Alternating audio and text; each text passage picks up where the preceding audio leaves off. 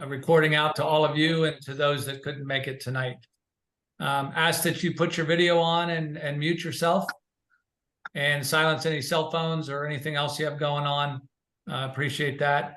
Feel free to put your questions in the chat, and then Scott will have, JD will have time to ask questions directly from you, and you'll get the slides in an email from me afterwards. All right. So it's my pleasure to introduce JD Davids. He's a software company founder with over 30 years experience in building startup companies out of California. He's been on multiple management teams of different venture capital-backed companies with 6 successful exits and has had $1 billion in completed deals. In addition to his operating experience, his SmartMoney Ventures education programs have worked with over 3,500 students nationwide, and 40 graduate companies have raised over $250 million in funding in the last 5 years. He's presented his programs at the NASDAQ Entrepreneurial Center in San Francisco, the Massachusetts Challenge in Boston, and Startup Week in San Diego, just to name a few. He is a graduate of The Ohio State University and a veteran of the United States Marine Corps. And he's been awarded the Best Advocate for Veteran Entrepreneurs by San Diego Business Journal. He also has received congressional recognition for his Startup Battlefield 101 course that you're getting portions of. You're fortunate to get that in partnership with UC San Diego. This program has trained top veterans entering the private sector on how to view entrepreneurship through a mission planning framework, and you're going to hear a good chunk of that tonight, drawing on his experience as a Marine. I think you'll be able to relate. He currently serves as the managing partner of SmartMoney Ventures, and it's our honor and privilege to have him here leading us tonight. Please join me in welcoming to tonight's program. Awesome. Thank you very much, Mike. I appreciate it. And it's great to be here again. Welcome to everybody that's on the call today. And, as I look at this logo field of all the universities that are currently represented in this inaugural year of the entrepreneurship program, I really want to applaud everybody for participating in the program. And a special thank you to all the people that have put in a lot of hard work to bring this program to life. And, honestly, the need for this program has been around for a very long time. In 1987, I transitioned off of active duty in the Marine Corps and came to Ohio State as a new student. And nothing like this existed. And I can definitely see how it's going to be very beneficial. It already has been for some of you, and it will be in the years to come. So, for that reason, I'm really, I feel very excited and fortunate to be a small part of this program.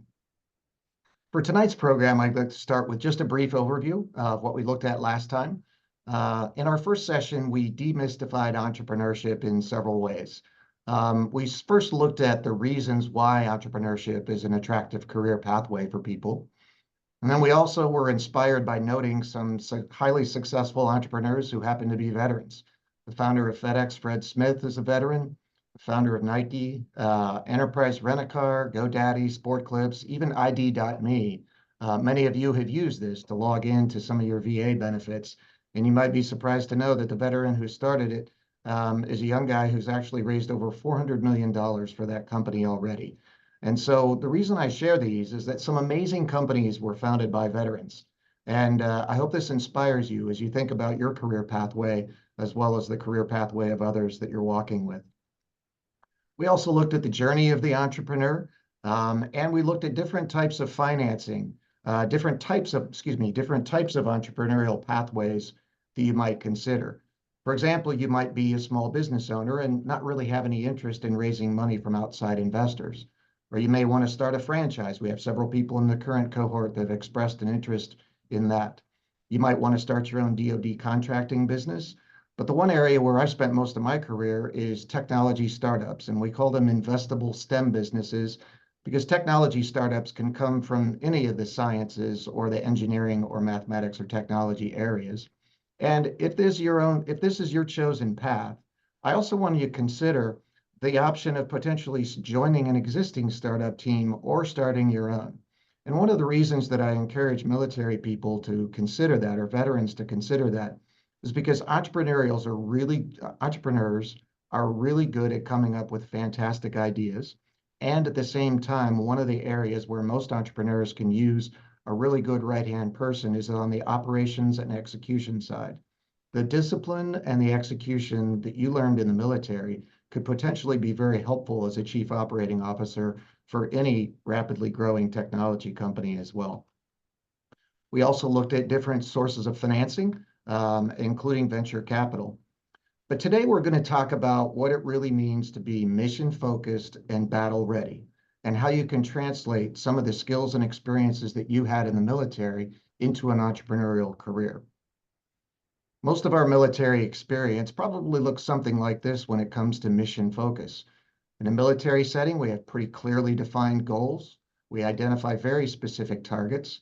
We have measurable outcomes, and the team is typically aligned around everything that's happening, at least when you walk out of the room and begin to execute. And similarly, battle ready means that we have completed our reconnaissance, we've refined our tactical plans, we've acquired the resources necessary to complete the mission, we've trained and rehearsed everything that we need to do beforehand, we're physically and mentally prepared, and we've also established our communication channels and how we're going to communicate when the battle begins. In the business world, things actually look pretty similar with one distinct difference. Yes, under mission focus, we have clearly defined goals. And where the biggest difference is that our targets are not targets we want to blow up, they're customers. And they're customers that we want to capture and retain and build long-term relationships. Similar to the military, well-run businesses also have measurable outcomes in the form of key performance indicators. And of course, we have team alignment as well. Now, battle ready in business, again, many of the processes are similar, but they're just tweaked for the environment. I'll give you an example. So in the military, being battle ready means we've completed our reconnaissance. Well, in the business world, it simply means that we need to know our customers and our competitors and have situational awareness of the battle space that you operate in. Secondly, you're going to refine your tactical plans based on that, so you may make some adjustments to your sales and marketing plans. You're going to acquire the resources needed, and this is where we see a big departure. In the business world, people can choose their mission, and you have to hire and contract and retain your employees. We're going to talk more about the importance of team. Training and rehearsing happens, but it just means we're creating standard operating procedures so that in business we can create repeatable processes and train our new hires so that we have a consistency of customer experience. You have to be physically and mentally prepared. That just means building your culture in your company and establishing your communication channels. In business, we typically use a CRM system, a customer relationship management. It's a single place where we keep track of all the communications with those customers. Now let's take a look at some of the similarities and differences when it comes to mission planning. So when you're planning a mission in the military, the mission typically comes from above. The team is generally already in place, and the team may or may not agree on the mission, strategy, or tactics, although when you come out of the room, you're all in agreement and you're going to go do it. But in startup planning, things are pretty different. You get to select your mission. You get to handpick your team, but that flexibility also gives you some responsibilities. Now you have to recruit them.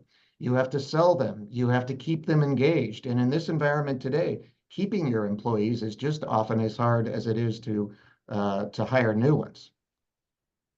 You always have limited resources in a startup world because you're trying to do more with less. But that's not unfamiliar to those of us in the military. And there are a lot of other similarities that I've listed here, including the fact that once you launch, your plan changes very quickly. That happens on the battlefield. It happens in business as well. And that's where your skills to improvise, adapt, and overcome really come in handy. But more importantly, I do want to highlight some of the key differences. As we talked about, the targets that you're going after are customers. There is a 75% failure rate for many startup companies, and that's an important thing to keep in mind. The culture in the business world is much less accountability than we're used to in the military. You do have the freedom to experiment as long as, failure is expected, as long as you learn and iterate from that. And the nice thing in most technology businesses is that if you make a mistake and you fail, people don't typically die unless you're in the life sciences business. So that does give you a little bit more freedom.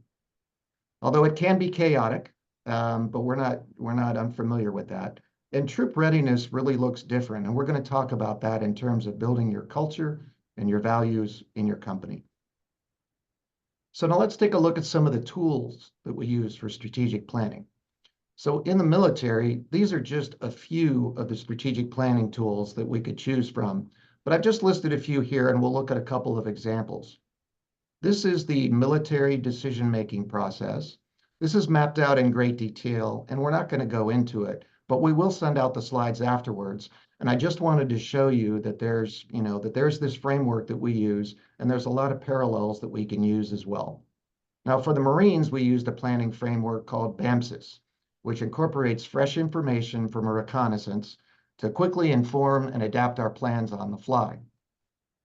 We also use the 5-paragraph order, better known as SMEAC, where we assess the situation, we clearly delineate the mission, we put out the execution plans, we're very clear about what the administration and logistics are, and then we establish our command and signals once the mission is launched as well. But my favorite military planning tool is Boyd's OODA loop. Colonel John Boyd was an innovator long before it was cool. He used this technique to defeat any opposing pilot in air combat in less than 40 seconds. So you could probably say Colonel Boyd had no shortage of ego either. But he used this method of observe, orient, decide, and act. And what I like about it is it's an iterative process. It's much like what we use to develop new technology products and bring them to market. So now let's take a look at some of the most common business planning tools. The first question that always comes up is, should I write a business plan? And it typically looks something like this. And my answer is always the same. Of course, you're going to engage in planning, but you get to select which tool is going to best meet your needs. The value of a plan is not the 50-page PDF that results from the planning process.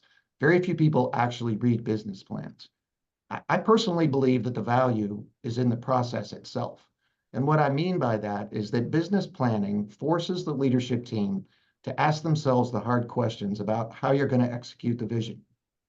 The best teams engage in a productive dialogue and a debate about the strategies and tactics that each person believes will be successful and why. There should be a robust sharing of ideas and solutions, and over time, the optimal path forward often becomes self-evident. So my answer is yes, of course you should plan, but don't do it because you think someone's going to read, a big document and make a decision based on that document. Excuse me. Some of the other common tools used today include the pretty well-known SWOT analysis, strengths, weaknesses, opportunities, and threats. It's one of the quickest, easiest ways to kind of get your thumb on the pulse of what your team perceives your current situation report looks like. One of my favorites is the business model canvas. Startups and incubators all over the world use the business model canvas as a framework to build and plan their businesses. 2 PhDs from Switzerland came up with the business model canvas, and I had the pleasure of meeting Dr. Alexander Osterwalder in Boston when he presented the workshop live several years ago.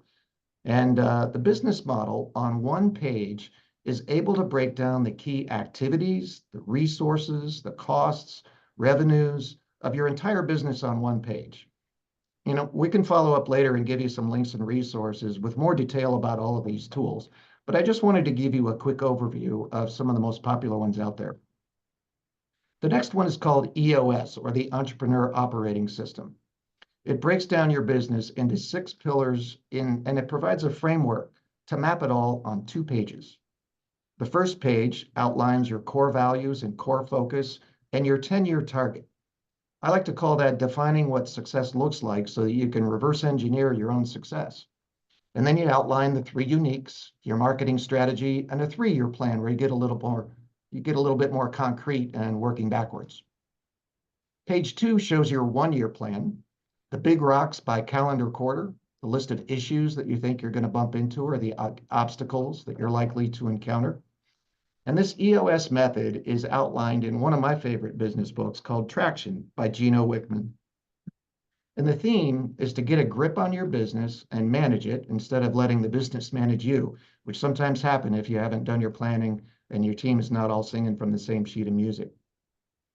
So next, I'd like to talk briefly about technology startups, because this is the world where I've lived most of my career of 29 years in California. And one observation that I often make is that people tend to romanticize technology startups. And while it is an exciting world, I always like to break it down so people can understand it, understand the mission in fairly simple terms. So I mapped it out like a military mission. And as Mike pointed out earlier, several years ago, I put together an 8-week certificate course for transitioning veterans in partnership with UC San Diego. And the goal was to teach veterans the language and the landscape of startups and venture capital fundraising. It was called Startup Battlefield 101.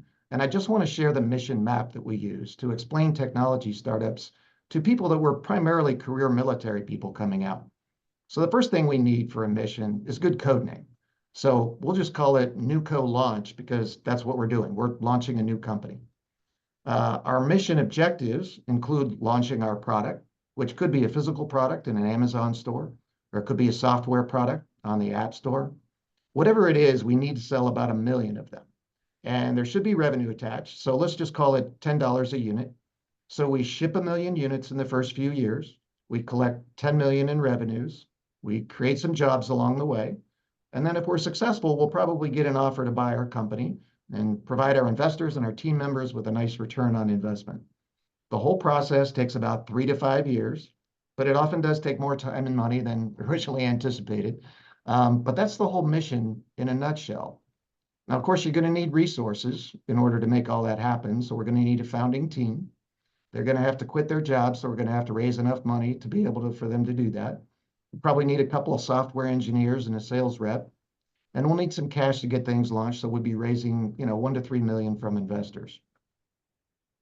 Now, the tactical plan is to engage your team, get the team on board, finish your prototype, identify your high-value target customers, and launch your shock and awe marketing campaign and sell 1 million units of the product.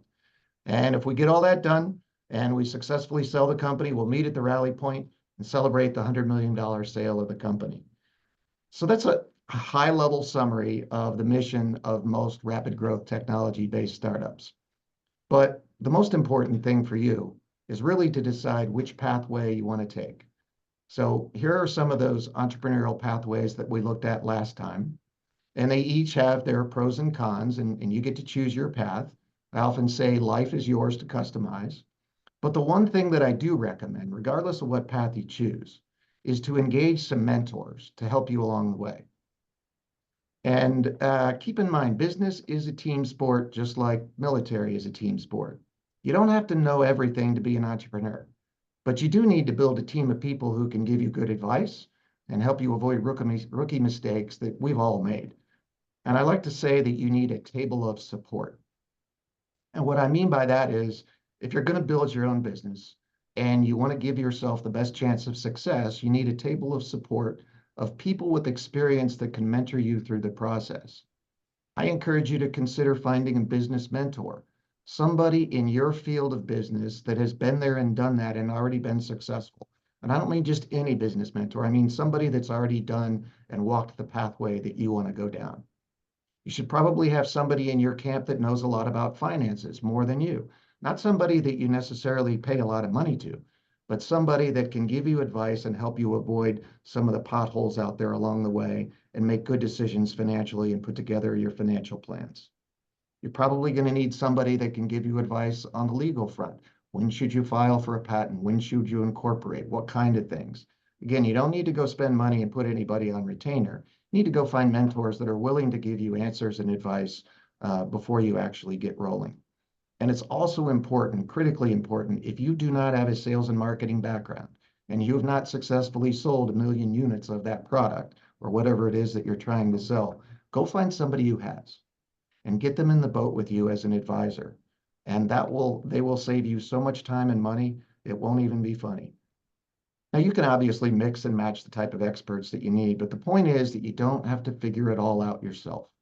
Ask for help. You'll really be surprised how many people are willing to help if you just ask. So as we get ready to transition to the interview portion of tonight's program, just want to summarize real quickly what we've talked about. We looked at what it means to be mission-focused and battle-ready. We looked at some of the planning tools used in military environments and in entrepreneurial environments. We talked about different entrepreneurial pathways and the importance of engaging mentors. And that's a great segue into a unique opportunity that we have tonight to learn from the wisdom of another highly successful entrepreneur and veteran. Tim Keenan is a lifelong entrepreneur and Marine Corps veteran who is passionate about using his time, talents, and treasure to help others. During college, Tim started a junk hauling business with his brothers to fund their education, along with several of their friends. In 1991, Tim co-founded High Performance Technologies, where they provided high-profile solutions to the federal government, including building one of the fastest supercomputers in the world. He sold the company in 2011, and he currently serves as CEO of Keenan Associates, where the mission is to guide small and mid-sized firms past barriers to success through strategic planning and development advice. Tim has received many awards and accolades for his success, including receiving the prestigious Ernst & Young's Entrepreneur of the Year Award.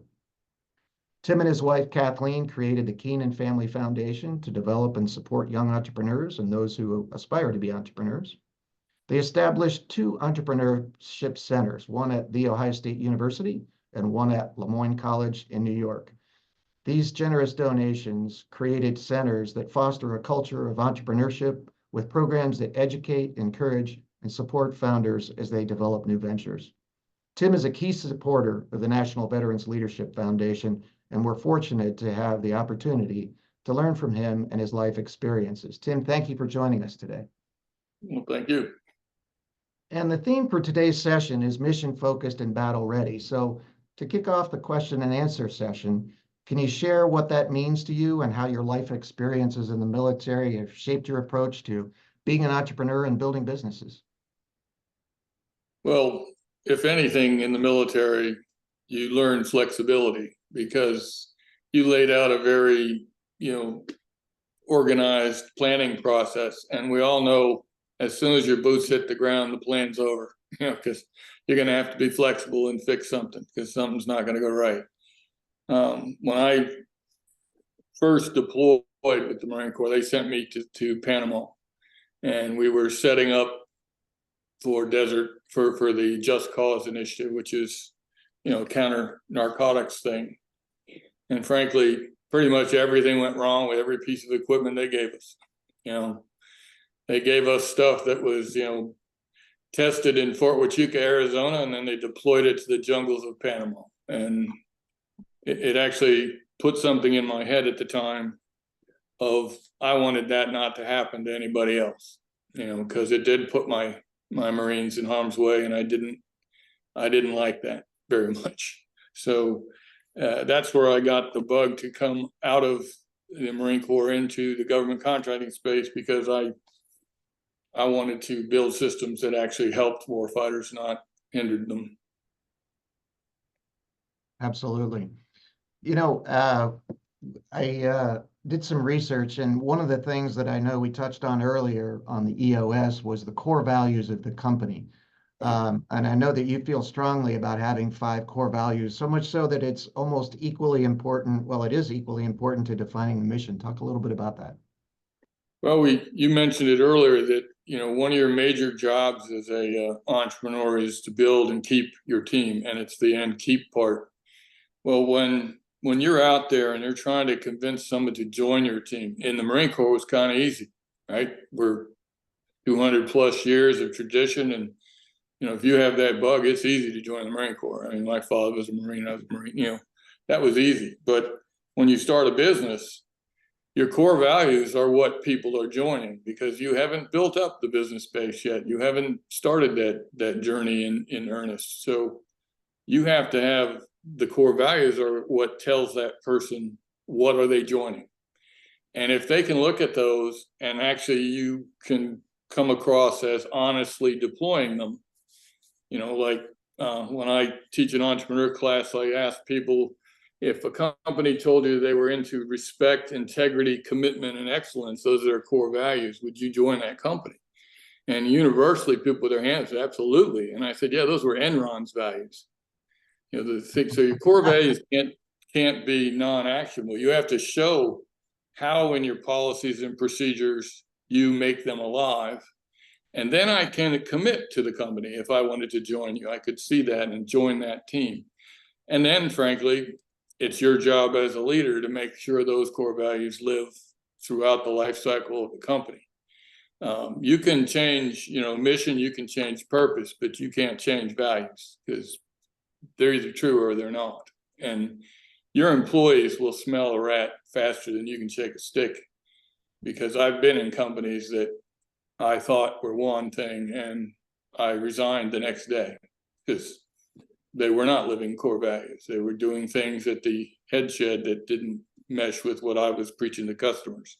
So I think the core values are an easy thing to do with whoever your other partners are. It's a fairly short conversation. I mean, it's like everybody write down the 5 things that they think we stand for. And then you'll find 3 of them are instantly adopted. And then you'll have an argument about 2 more. And then you'll have some more arguments how to word them. Like everybody wants to say integrity. But is it true? Are you willing to do white lies? Okay, then it ain't integrity. So, you got to walk people through how this could go bad on you, and it has to stand the test of, would I spend all the company's money to make this true? And if you aren't willing to put all the company's money on something, it's not a core value. And if you can communicate that with passion to people that want to join you or you want to join, that's where you'll get key hires and you'll get loyal people that will last through the ups and downs. I like the fact that it's obvious that, you don't just give lip service to these things. You really mean them, and you test them and you poke them and you prod them. So Yes. you really value them as core. In our core values, when I say, would you put money against it? All of our promotion criteria were, how did you use the core values in your prosecution of whatever your job function was. Wow. All of our bonus decisions were about, how did you do that? All of our salary increases were all about, how did you do that? So when people wrote up, what did you do this year? They have a list of things. Well, I don't want to see that you brought in a new contract. That's nice. But did you execute that contract in the way we wrote our core values? Because then that customer will give me the recompete and the recompete after that and the recompete after that. We had a customer in the FBI. We were the only contractor for 20 years in the FBI, the same contract. Many companies came and left because the FBI does have some core values, and they're agent-based, just like the military. So we got along because we made promises and we kept them. And sometimes they cost us money to keep those promises. Last thing you want is some young software engineer to make a promise. Well, I had a kid that made $1 million promise about 4 a.m. to a customer. And then they called me and they were laughing. They were smirking and said, "Oh, you're going to balk on this one, aren't you?" I said, "We will execute as that representative of my company said." And it cost me all of the profit for the whole company that year. Wow. But I stayed in the FBI for 20 years. So I more than made that $1 million back. That's a great example of doing the right thing in the short term, and it pays off long-term dividends. Well, we always say, doing the right thing is good business, and we teach that in a leadership class to all the people that come into our company. I had leadership training at the 0 to 3 years. I had it at 3 to 11 years. I had it 11 to 20, and then I had executive training. And we all kept building on leadership skills. And it makes you a pretty dynamic team when you hit the field. That's outstanding. Talk a little bit about accountability, because I know when I got out of the military, honestly, even today, I prefer to work with former, with veterans, because that culture of accountability is there. Can you talk a little bit about the contrast there? Well, I had the same issue as you're mentioning. I got out. I went to work for a company that was run, unfortunately, by not unfortunately, but he was a retired Air Force officer. And he made all these promises. Then he got himself caught up in a different lifestyle, and I think he forgot where he came from. So we ended up, I went to the second year I was there, I went to the Christmas party that he was throwing.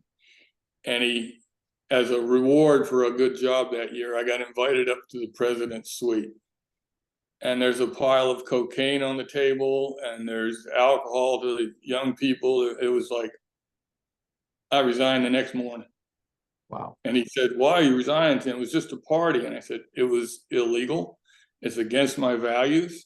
I said, do you realize I just spent the last 6 years in counter-narcotics business? And then you bring me into this party? What are you, an idiot? Wow. But I left that company.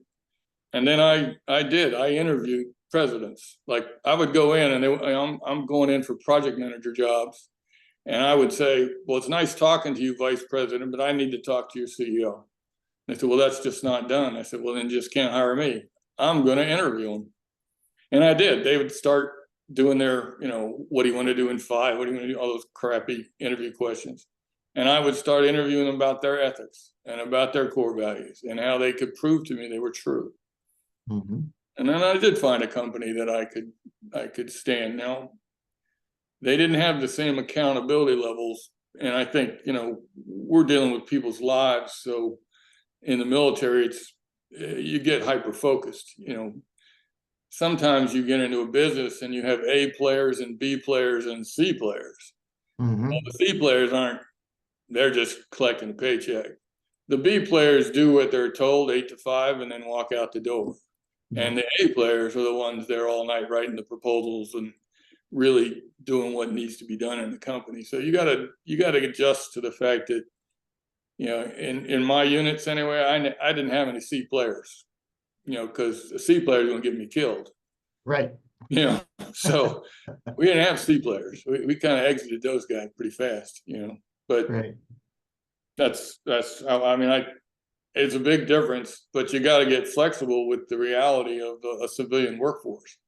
They're not bad people. They don't want, to work to live. They don't live to work. So they want to go home and, do whatever else they want to do. But I was not that guy that went home. So, that's what you got to deal with. I completely agree. We've got a question coming in from the chat that's talking about if you've got initial team members that are good friends or family, but you realize it's time to make a change, how do you address that? Okay, so if you're going to build a business, so zero to 10 million, you can build it with your friends.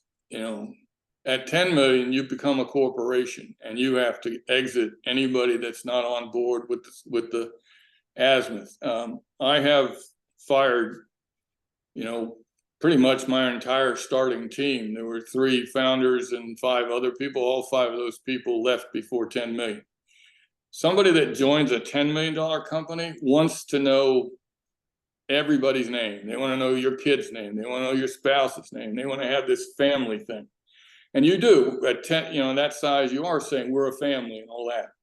Well, when you want to take the next step, they aren't family anymore. You should still know them. You should still be personal and a leader, but you're going to have to, change your tune. And some people just aren't up for that next step.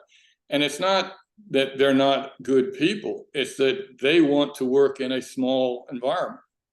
Okay, if you want to be a big fish in a small pond, there's 5,000 companies in the DoD support world that you could go work for. Yeah. If you want to actually go take the ride where you can work on bigger and more complicated problem sets, which is what we wanted to do, well, then I got to get a different sort of workforce. It happens again at 25 million. It happens again at 100 million. It happens again at 250 million. These are different kinds of companies and require different resources. But the worst thing you can do, and I told young managers this all the time, if it's time for a guy to leave, you are doing a disservice to every employee that's supposed to stay. And oh, by the way, they know the guy's a turkey long before you. And they hold you accountable, not the turkey, that their workload is harder because they're making up for his, lack of effort. So you need to get people out of the company expeditiously that have earned the right to leave so that you can protect the people that have earned the right to stay. And there's more of them staying, but they won't stay long if you don't take care of your business. And it is your job to make sure you're constantly building that workforce so it meets the mission goals. That's really good, and it's important. And you touched also on the importance of knowing your own strengths, knowing which size of company you are good at. I mean, I know I'm really good at 0 to 10 million. I love that. Talk about StrengthsFinder and some of the other tools that you recommend people to understand their own strengths and weaknesses and where they fit the best. Just a small story. My partner and I, who, we had 3 guys that started the business. One guy we let go pretty early on. We were about 2 million because his wife wanted bonuses and stock options. And we're like, whoa, we're barely making payroll here and you want bonuses, So he had to leave the company, go work for a big company. But my other partner and I, we were at about 20 million, and he was killed in an airplane crash along with my general counsel and my lead accountant. Oh. And all at once, you're faced with a workforce that's either he hired the person or I hired the person. So I had to recruit half of my company back to, I'm the one that's here, And those kind of challenges in a business, you can either fold, because I had more offers to buy the company at the funeral of my partners, which I think is just crass and disgusting, and a lack of honor. But we decided, I brought all the team in, and we had a conversation on a Sunday right after the accident and said, okay, we can either buckle down and move forward, and it's going to be a rough road for a few months, or we can just cut bait. Well, to a person, 100% buy-in, we're here. I didn't lose a single person in that company for a year and a half. Wow. Not a single person left, because we were able to put out a vision of the future, and they all bonded to it. So they had a place to point their grief and recovery. But one of the things we did in the workforce, back to the StrengthsFinders thing, is that team didn't know each other because it was, split between my partner and I. Okay, well, I brought in the StrengthsFinders tool, and the top 100 people in my company all took the assessment. And then we shared the results across the company. So it wasn't like, and I told everybody up front, we're going to say what you got, because we're talking strengths. It wasn't weaknesses, it was strengths, which is a positive conversation. But then we found, pockets where in that entire 100-person management team, I didn't have a single person with the win others over trait, which is the marketing and sales trait, right? It's, if you can't convince people to do things, how are you going to get customers to do things? Well, what come to find out, what we saw was, in my company, I had some of the finest technologists in the country in supercomputer design and building. I didn't have the guys that could build that customer relationship long term. And that's because we would go in, build the system, and leave. Well, that's not a sustainable business. So we wanted to go in and stay. Right about that time, Dell Computing was selling supercomputers off their website. Yeah. Well, I can't compete with Dell's distribution models. But we looked through the StrengthsFinders. We looked we had everybody read through the Good to Great books with Jim Collins and understand, we want to be a great company. We are a good company. How do we get to great?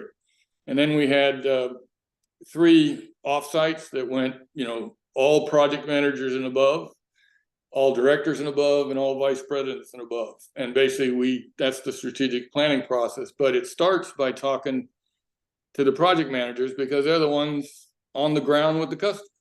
And they gave wonderful insight after they realized we actually were listening to them. And once your people know you're listening and are taking positive action to change things, that's how you started building that culture. And that next year, we grew 35% year over year, most of it in organic growth inside those project teams, because they knew that we had their back. And it came from that StrengthsFinder analysis, but doing it on a large scale, not just one person or two. It was doing it for everybody, and then seeing do I have all the talent in the company that I need? Well, the answer was no, I didn't. So we had to go get it. It's fascinating because the team dynamics also draw a nice parallel to team sports. And I know you played your lacrosse at Ohio State. Talk a little bit about how those team dynamics informed the way that you build teams in your act.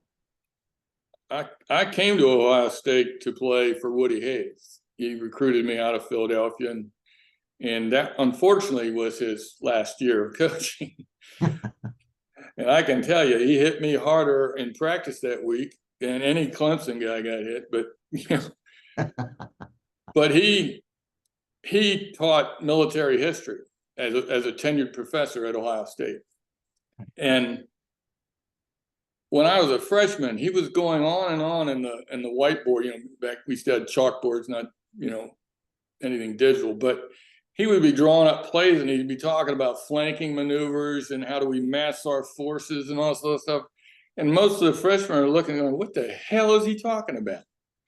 And I'm thinking, I'm digging it because I know exactly what he's talking about. But then I took his class, and I must admit, I leaped forward in understanding, and my support on the team went, meteoric too, because I could tell other guys what he was actually saying.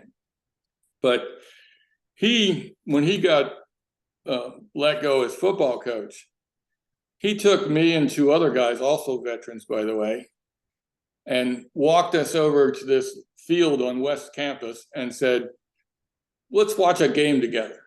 Well, if Coach Hayes says, let's watch a game together, that's what you're going to do, right? Watch a game with Coach Hayes.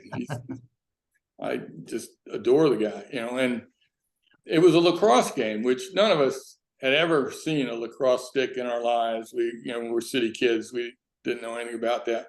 But we were just coming out of football season, and we were in fantastic shape and much bigger than most of the lacrosse players. Mm-hmm. And Woody told us there, unfortunately, he told us that the new coach, Earl Bruce, was going to let all of the third, fourth string and scout team players go and bring in his own guys, which was a big mistake. That's why he went 6 and 7, but whatever. He shouldn't have done that. But anyway, he cared about us at that level, but that lesson stuck with me. He knew he was going and he was hurting in his soul, but he took care of guys that he said were workers on his team and got us positions. He got 2 guys on a soccer team. He got another guy that actually he was a prep school kid, so he could play tennis. He got him on the tennis team. I mean, he placed guys all over the campus and while he's in that much pain. So I think he's a hero of mine.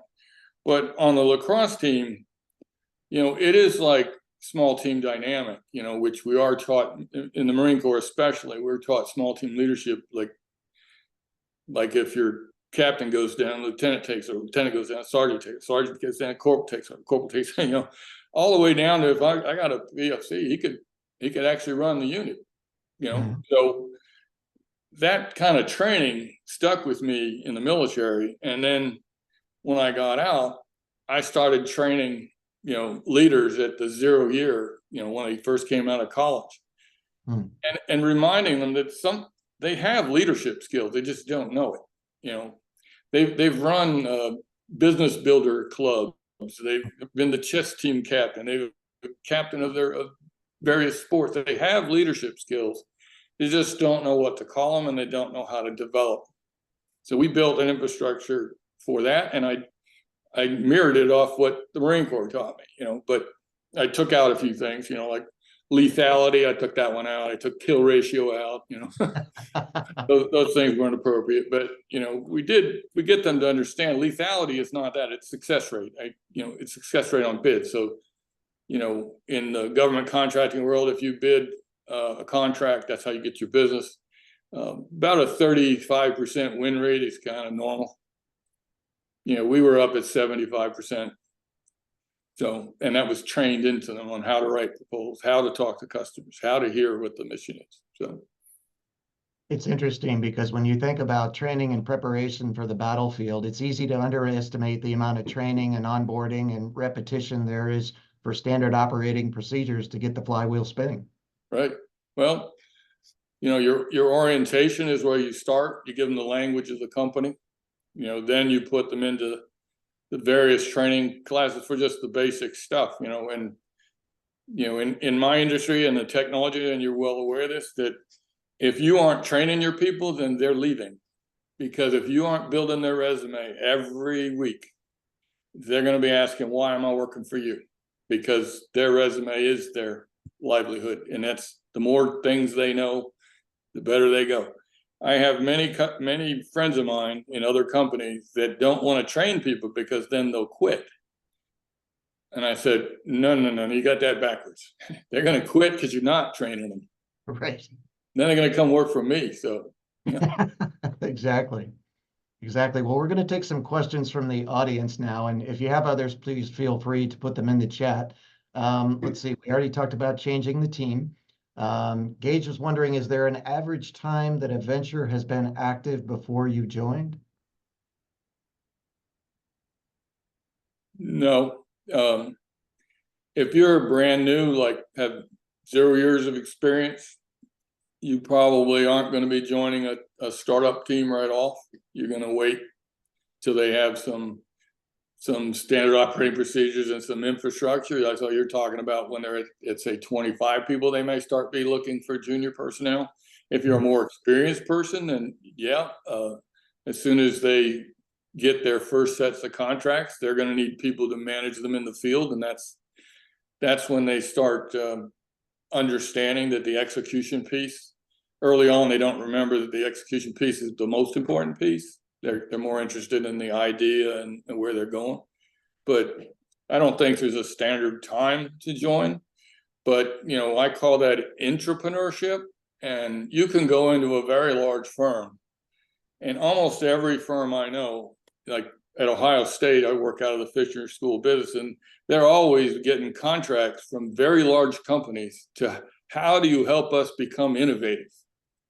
Well, because as they get bigger, they got more procedures and more weight, and it's harder for them to innovate. Well, that entrepreneurship is where you could join a company like that and be an idea piece inside of something that already has process, procedures, resources, etc.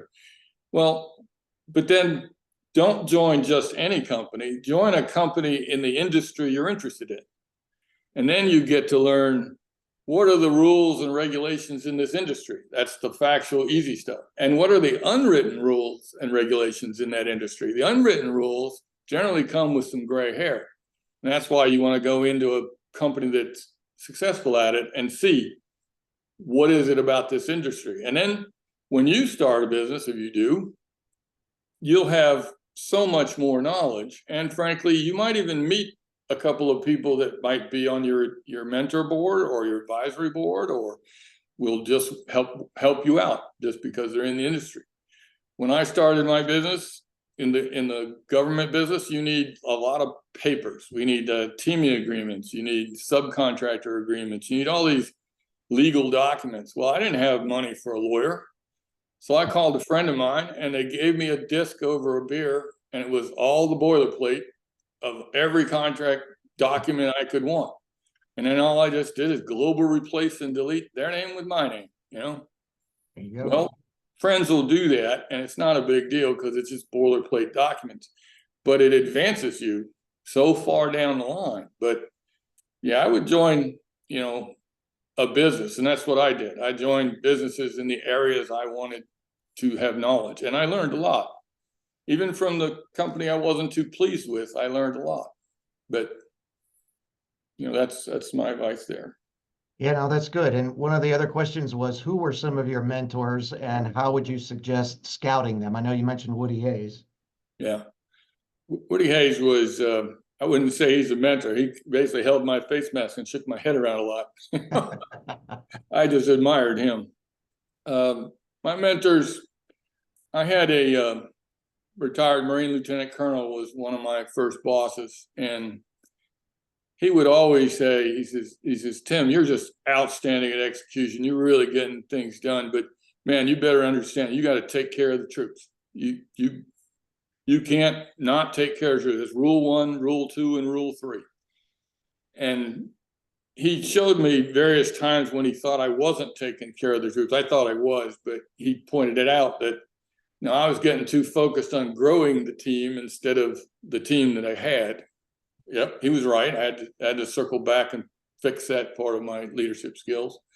I had another guy. He's a PhD in operations research. So most people would say he's kind of a weird guy because he was kind of a weird guy. But he had a skill in strategy. He could pick technology trends like years in advance, which then he would walk me through why he saw that trend and where he picked his data up from. And then I would then figure out how we could go get business in that area if it's going to be a hot trend. And small companies can generally get in the newer technologies faster than in the more established technology. So we tended to be a good team. Unfortunately, that guy was my partner and died in a plane crash. But by that time, he had kept at me on building the strategic side of me versus the operational and tactical side that I had down pat from my military experience. But he was key in my life.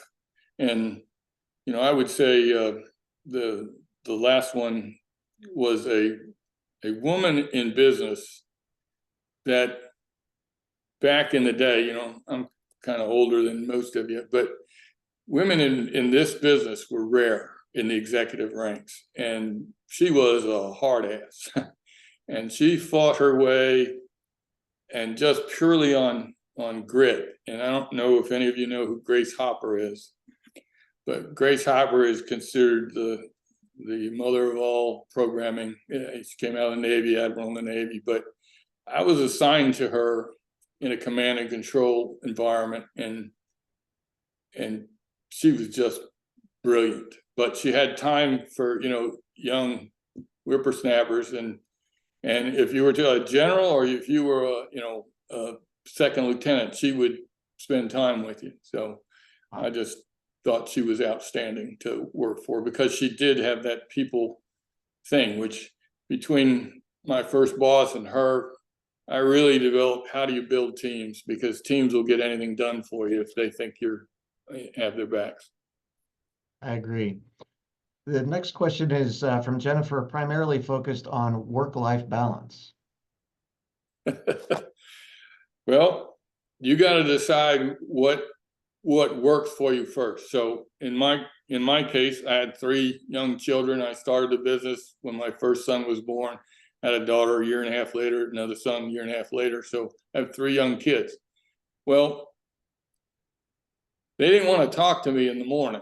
So when they were really young, my wife and I split the duties because she was full-time working too. So I would stay with them in the morning. Then we had a care provider come in later. I would turn them over, and then I would work late. My wife would come home early, pick the kids up. As they got to be teenagers, it was more important that you're at dinner with them. So I went in very early in the morning, did what I had to do, went home, and if I had to, like we were writing proposals all night or something, I would go back. But I still had dinner with my kids to find out what's going on in their lives, and that's a good place for a teenager because you're not going to get anything out of them in the morning. So you make that balance, but I think you have to find it, because if you're out of balance, you're not going to be performing well on any of your functions, either your home or your work. So you got to find the balance where you are with your partner, or whether it's in your own head. You got to figure out what works for you and for your partners and children. Absolutely. One question is about how would you suggest starting social venture on limited capital? Well, I started my business on zero capital. I had 4 companies, and all of them were on very limited capital.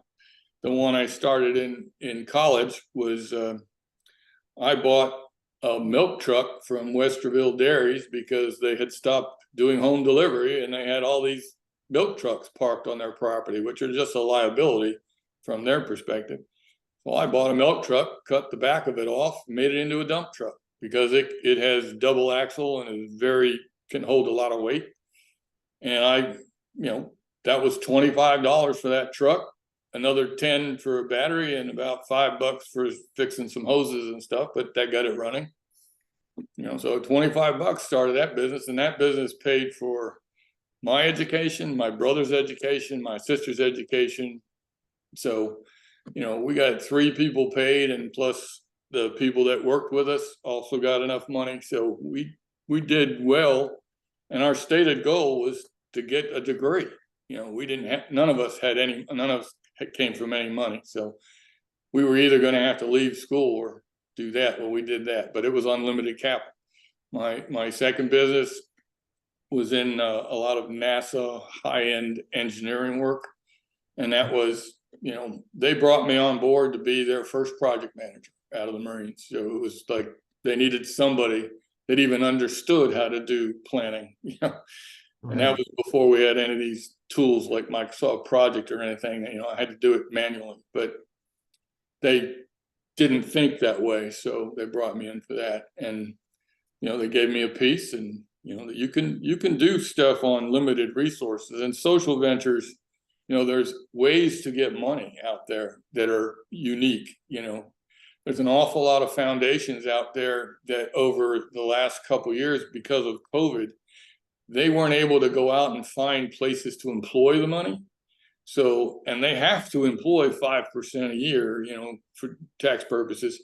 Well, they got flatlined, and now they have to get started back up again. Well, those foundations are all listed in public record, because they're IRS corporations. So you can find them and then find ones that align with your mission, and then reach out to them. They can only say no.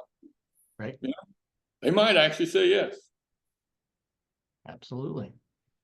Well, that's excellent, Tim. I know everybody really appreciates you taking the time tonight. I certainly do. I've learned a lot and enjoyed your wisdom and experiences as well. And I think we'll, in the interest of time, I'll turn it back over to Mike. Unless, Tim, if you had a closing comment that you wanted to give.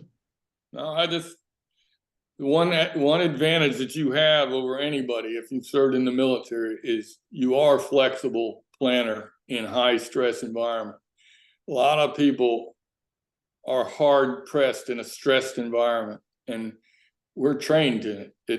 It's second nature. I think it's an advantage that some military don't understand they have, and they should value it and then sell it back to your employers or potential employers. I agree. Go ahead, Mike. All right. Well, thank you, JD, and thank you, Tim. I found it fascinating tonight. And I think your last point, it really resonates with me. My entire time outside of the military, that's been a skill set that has been in demand and been asked of me. And I agree with you that I think a lot of our veterans and military folks don't realize they have it. But the more you start to use it and see that it's not common out there and people want it, it is a real advantage for you to have. So I know some people want to get far away from what they did in the military, and that's fine. And many of you are studying things that are very different than what you did, but that skill set that you have will remain with you and is valuable in any of these areas that you're going to go off and do as you either start while you're in college or after college. So please remember that, and please remember to talk to folks, as both JD and Tim said, about building your team and getting advisors and getting mentors and whatever role they can play. They're out there and they're important.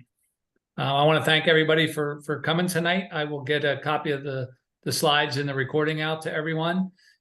Please have a wonderful holiday season. We'll see you in the new year. We're going to have a check-in in January, and then the next one of these sessions will be in February. So thanks again, and have a great evening. All right. Thank you. Thank you. Thanks, Very everybody. interesting. Thank you. Have a good night. Bye now.